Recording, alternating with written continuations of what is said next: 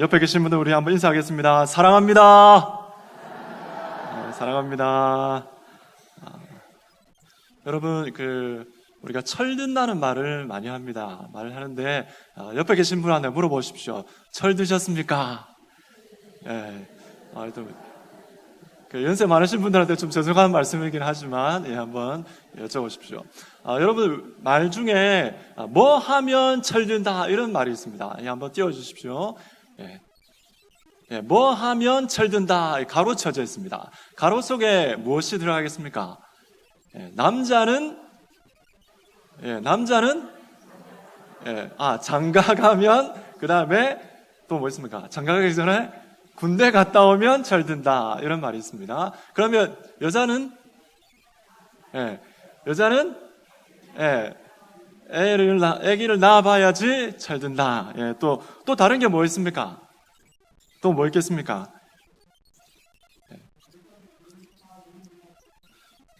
그렇습니까? 그렇구나. 우리 장로님.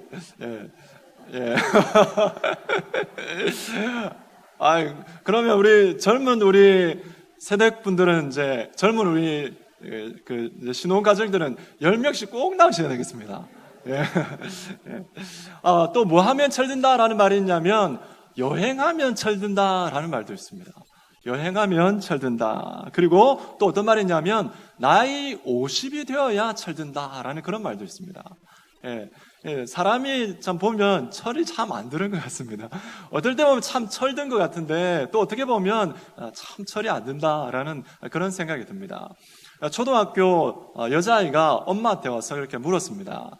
엄마, 오빠가 나한테 철 좀 들어라, 이렇게 오빠가 나한테 말하는데, 엄마, 도대체 철든다는 게 뭐야? 이렇게 물어봤답니다. 그랬더니 엄마가 아주 지혜롭게 대답을 했습니다. 뭐라고 대답을 했냐면, 엄마 아빠가 너를 얼마나 사랑하는지 아는 것이 철드는 거야 라고 말했답니다. 여러분, 우리가 하나님 앞에 신앙인이지 않습니까? 우리가 신앙인으로서 철든다는 의미가 무엇이겠습니까? 하나님께서 우리를 얼마나 사랑하시는지 정말 깊이 있게 내 마음 깊은 곳에서 깨달아지고, 그 깨달아진 마음을 가지고 이 땅을 살아갈 때에 그 마음을 하나님께서는 기뻐 받으시고 참 철들었다, 이렇게 말씀하실 것 같습니다. 여러분, 하나님께서 우리를 위해서 행해 주신 일들이 얼마나 많습니까? 그 하나님의 놀라운 구원의 역사를 깨닫고, 또 그 하나님의 그 놀라우심과 그 하나님이 어떤 분이신지 깨닫고, 그렇게 살아감으로 말미암아서 저와 여러분이 우리 제5영도 교회가 철든 하나님의 백성들이 되시기를 주님의 이름으로 축복합니다.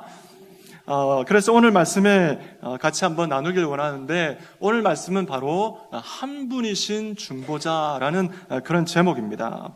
한 분이신 중보자. 여러분, 중보자라는 것의 의미가 무엇이겠습니까? 중보자라는 것은 원래 중개자라는 의미가 담겨 있습니다. 그래서 두 사람 사이에 문제가 있는데, 이 문제를 해결하기 위해서 두 사람 사이에서 이렇게 중개를 하는 사람을 중보자라고 이렇게 말을 합니다. 성경에서 이 단어가 또 다르게 쓰여진 단어가 있는데, 그 단어가 무엇이냐면 바로 파라클레이토스라는 헬라어가 있습니다. 이 헬라어는 잘 모르시겠지만 의미를 우리나라 말로 딱 하면 바로 아십니다. 그 의미가 뭐냐면 보혜사라는 의미입니다. 보혜사 누가 계십니까? 보혜사 성령님이 계십니다. 그 보혜사 성령님 할 때 그 보혜사를 의미하는 것입니다. 그래서 이 보혜사라는 의미가 원래는 돕는 자라는 그런 의미가 있는데, 그 의미 때문에 또 어떤 의미가 있냐면 바로 중보자라는 의미가 담겨 있습니다. 중보자. 그래서 이 고대 헬라어에서는 이 파라클레이토스가 법정 용어로서 죄인을 대변하는, 변호하는 변호사라는 그런 의미가 담겨 있습니다. 그렇기 때문에 원래의 의미, 고대의 의미를 되살리면 한 분이신 중보자, 예수 그리스도이지 않습니까? 우리의 중보자이신 예수님께서 우리를 위해서 어떻게 해주셨냐면, 중보자라는 의미를 다시 한번 말씀을 드리면 바로 법정에서 우리가 하나님의 심판대 앞에서 사형 선고를 받고 있는데, 그 사형 선고를 받는 그 현장 앞에서 예수님께서 우리의 변호자가 되신다라는 그런 의미가 바로 중보자의 의미가 되겠습니다. 그래서 요한일서 2장 1절 말씀에 보면 이렇게 말씀하고 있습니다. 요한일서 2장 1절 말씀 같이 읽습니다. 시작. 나의 자녀들아, 내가 이것을 너희에게 쓰면 너희로 죄를 범하지 않게 하려 함이라. 만일 누가 죄를 범하여도 아버지 앞에서 우리에게 대언자가 있어 곧 의로우신 예수 그리스도시라. 아멘. 하나님 아버지 앞에서 우리에게 대언자가 있다. 우리를 위해서 말씀해 주시는 분 있다. 그분이 바로 예수님이시다라고 말씀하고 있습니다. 그래서 이 중보자, 이분은 바로 하나님과 우리 사이에서 하나님과 우리에게 막혀있는 그 담을 허시는 분, 그분이 바로 중보자 예수님이시다라고 말할 수 있습니다. 그런데 오늘 말씀 디모데전서 2장 5절 우리가 본 말씀을 읽었었는데 이 말씀에 보면 하나님과 사람 사이에 중보자는 몇 분입니까? 예, 한 분밖에 없습니다. 오직 한 분밖에 없습니다. 중보자는. 여러분 왜 그렇겠습니까? 예수님께서도 자신에 대해서 이렇게 말씀하셨습니다. 요한복음 14장 6절 말씀을 같이 읽겠습니다. 요한복음 14장 6절 시작. 예수께서 이르시되 내가 곧 길이요 진리요 생명이니 나로 말미암지 않고는 아버지께로 올 자가 없느니라. 아멘. 여러분 이 말씀을 여러분 들어보셨을 것입니다. 길이요 진리요 생명인데 원어 성경에 보면 그 앞에 관사가 있습니다. 그 길이요 그 진리요 그 생명이시다라고 기록이 되어 있습니다. 그건 무엇을 말하냐면 하나님께로 갈 수 있는 유일한 길, 유일한 진리, 유일한 생명이 오직 예수님뿐이시다라는 그런 의미가 담겨 있습니다. 여러분 그 이유가 무엇이냐면 바로 예수님께서 하나님께로 가실 수 있는, 하나님께로 갈 수 있는 길을 여실 수 있는 분이 오직 예수님뿐이시다라는 그런 의미가 담겨 있기 때문에 그렇습니다. 여러분 예수님께서 십자가 지실 때에 성소에서는 어떤 일이 일어났습니까? 성소의 휘장이 위에서부터 아래로 쫙 찢어졌습니다. 하나님께로 가는 길이 활짝 열려졌던 것입니다. 여러분 한번 생각해 보십시오. 구약 시대에 수많은 짐승들이 죽었습니다. 사람의 죄를 대신해서 엄청나게 많은 짐승들이 죽었지만 그 휘장은 결코 열려지지 않았습니다. 1년에 단 한 번 대속죄일에 임시로 한 번 딱 열렸지 그 외에는 절대로 열리지 않았습니다. 그리고 여러분 이 땅에 자신의 죄 때문에 태어났던 모든 사람들이 다 죽었습니다. 모든 사람들이 다 죽었지만 그 휘장의 문은 하나님께로 나아가는 문은 결코 열려지지 않아야 했습니다. 그런데 오직 예수 그리스도 그분이 오셔서 죽으셨을 때에 그 휘장 하나님께로 가는 그 문이 활짝 열려지게 된 것입니다. 여러분 이것을 어떻게 설명할 수 있겠습니까? 오늘 말씀을 따라서 대답을 한다면 하나님과 사람 사이에 중보자는 유일하게 예수님만이 여실 수 있다라고 말씀을 드릴 수가 있습니다. 왜 예수님만이 중보자로서 가능했을까요? 이것이 오늘 말씀의 핵심입니다. 그러니까 이 문장을 한번 읽어보도록 하겠습니다. 예수님은 우리 같이 읽겠습니다. 시작.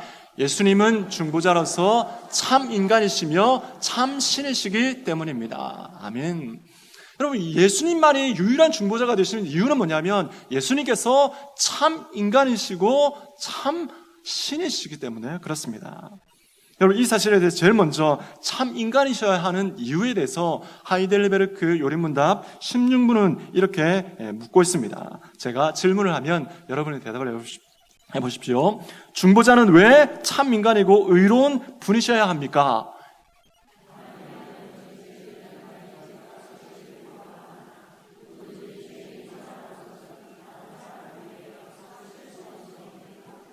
아멘. 여러분 지난 시간에 이 내용에 대해서 배웠습니다. 하나님의 공의는 사람의 죄 때문에 다른 피조물이 그 죄의 대가를 치르기를 하나님은 원치 아니하신다라고 말씀을 드렸습니다. 그래서 사람이 죄를 지었으면 사람이 그 죄의 대가를 치러야 되는 것입니다. 그래서 어떻게 됩니까? 바로 예수님께서 바로 참 인간이실 수밖에 없는 이유가 뭐냐면 인간이 되셔야만이 인간의 죄를 위해서 계속할 수 있기 때문에 그렇습니다. 오늘 말씀에 보면 이렇게 기록이 되어 있죠. 오늘 그 16문에 읽었던 내용에 보면, 답을 보면 하나님의 의는 죄 지은 인간이 죄값 치르기를 요구하나, 그 뒤에 또 문장이 있습니다. 그 뒤에 뭐라고 기록되어 있습니까?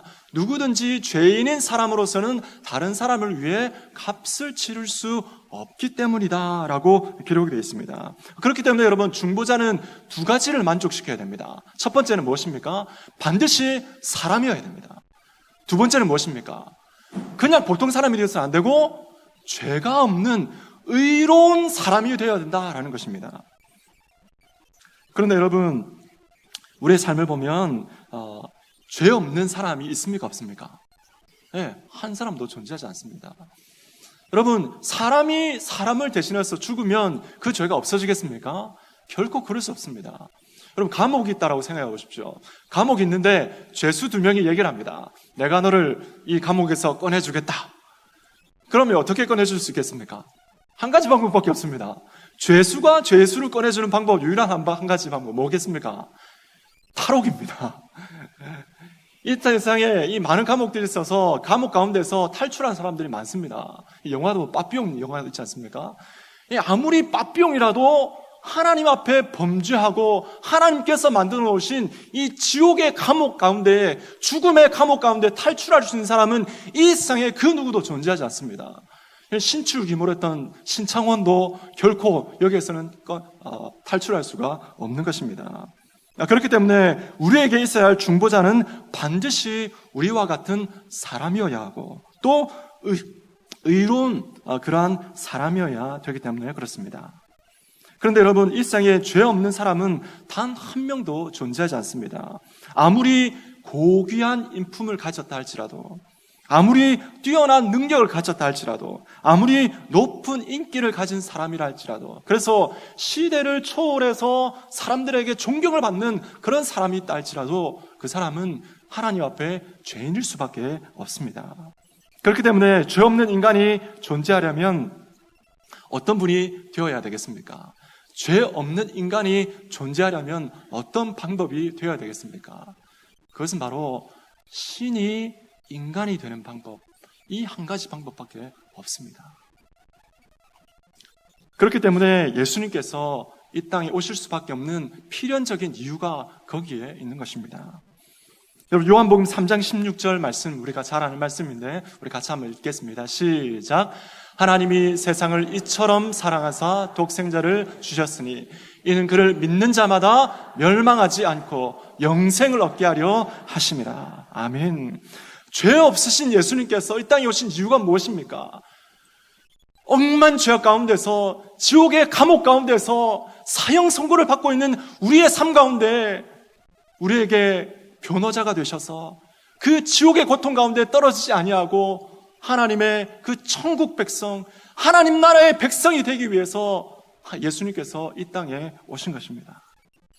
그렇기 때문에 여러분, 우리가 구원을 선물로 받았고 공짜로 받아서 우리는 너무너무 좋은데, 사실 하나님께서 이 귀한 선물을 주시기 위해서 치르신 대가는 상상을 초월하고 우리가 감당할 수도 없는 그런 놀라운 은혜를 하나님께서 우리에게 행해 주신 것입니다.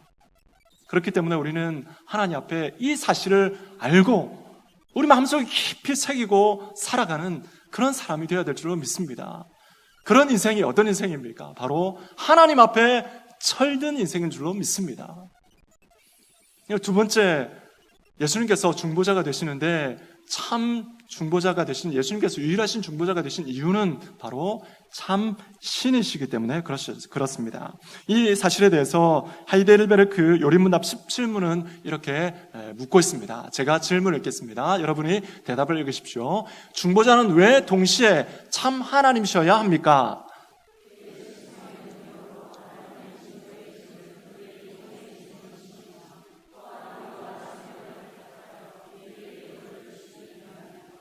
아멘. 여러분, 이 내용을 보면 바로 우리가 앞에서 이미 살펴봤던 대로 중보자는 참 인간이 되어야 한다라는 사실에 대해서 우리가 동의할 수 있습니다. 그런데 여러분, 인간이 중보자, 예수님께서 중보자가 되시는데 우리가 중보자가 될 수 없는 이유, 그것은 바로 우리가 죄가 있어서 그렇다. 그렇다면 여러분, 여기에 대해서 우리가 한 가지 인간이 중보자가 될 수 없는 이유, 한 가지 결격 사유가 더 있습니다. 죄가 없어야 되고 한 가지가 더 필요합니다. 여러분, 여기서 있을 수는 없지만 제가 한번 가정을 해보겠습니다. 여러분, 많은 사람들이 다 죄인이라고 했지 않습니까? 모든 사람이 죄인이라고 했는데, 만약에 죄 없는 사람이 딱 한 명 있다면, 죄 없는 사람이 딱 한 명 있다면 이 사람이 인간의 중보자가 될 수 있겠습니까? 없겠습니까? 이게 굉장히 중요한 질문입니다. 죄 없는 사람이 한 사람 있다면 그 사람이 인간의 죄를 대신해서 중보자가 될 수 있겠습니까? 없겠습니까? 정답은 없다입니다. 왜 그렇습니까? 아무리 죄가 없다 할지라도 그 죄의 짐을 짊어질 수 있는 능력이 없기 때문에 그렇습니다. 여러분, 예수님께서 이 땅에 오셨는데 많은 이단들이 이 논리에 빠졌습니다. 예수님이 이 땅에 오셨는데 예수님이 하나님이신 것을 인정하지 않았습니다. 그래서 예수님은 사람보다 조금 뛰어나다. 모든 피조물 가운데서 조금 뛰어나고 또 어떨 때는 탁월하게 뛰어나다. 예수님은 그렇게 보았습니다. 그런데 신은 아니시다라고 했습니다. 그러면 그 말 가운데에 그 이단의 그 설명 가운데에 논리 가운데에 참 진리가 있습니까? 없습니까? 없습니다. 우리 예수님께서 중보자가 되시는데 그 예수님은 우리 가운데에 오셔서 참 인간이실 뿐만 아니라 참 신이셔야 합니다. 왜 그렇겠습니까? 인간의 죄를 짊어질 수 있는 능력은 사람에게 있는 것이 아니라 하나님께 있기 때문에 그렇습니다. 여러분, 우리의 죄와 불법을 갖다가 영적인 병이라고 한번 생각해 보십시다. 영적인 질병이라고 생각하면, 영적인 질병, 죄의 질병이 영적인 질병이라고 생각하면 인간의 질병과 여러분 비교하면 어떤 질병에 비유할 수 있겠습니까? 가장 심각한 질병이 뭐겠습니까? 암이라고 말할 수 있겠지 않습니까?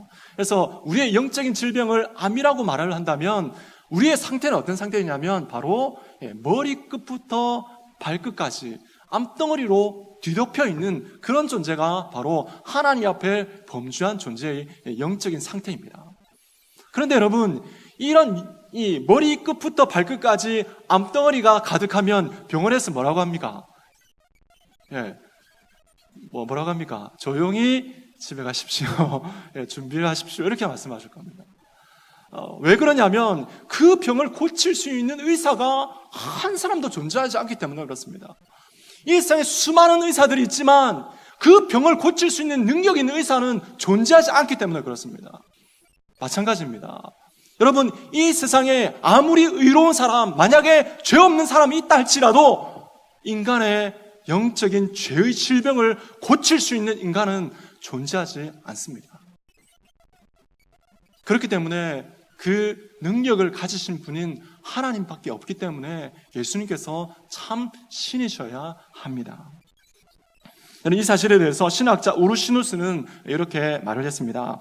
좀 긴 문장인데 우리 함께 읽었으면 좋겠습니다. 의미를 생각하면서 같이 읽겠습니다. 시작.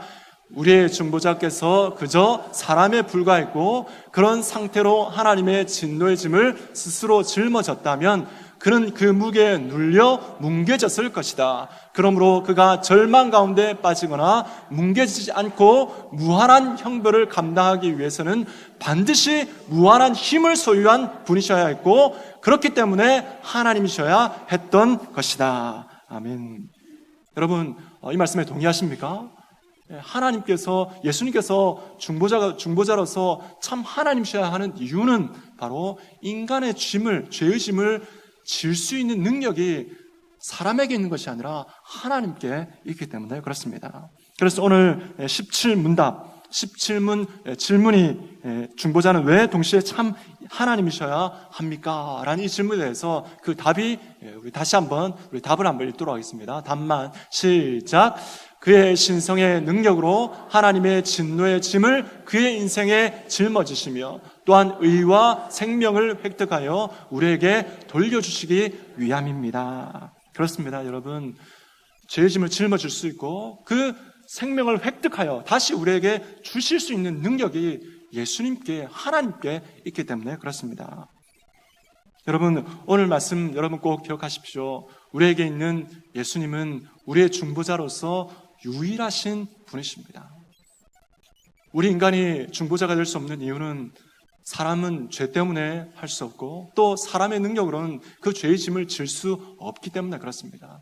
그래서 예수님께서는 이 땅 가운데 오실 때에 참 인간으로, 참 하나님으로 이 땅에 오셨습니다. 그 예수님께서 유일한 중보자가 되셔서 영원한 지옥 형벌 가운데 넘어지고 지옥 형벌 가운데에 영원토록 고통받아야 하는 우리를 구원해 주셨습니다. 여러분, 우리의 삶 가운데에 매일매일의 삶 가운데 이 진리를 우리 마음 가운데 새기고 우리의 삶 가운데 항상 주님의 은혜를 기억하면서 하나님 앞에 철든 백성으로 매일매일 살아가시는 저와 여러분이 되시기를 주님의 이름으로 축복합니다.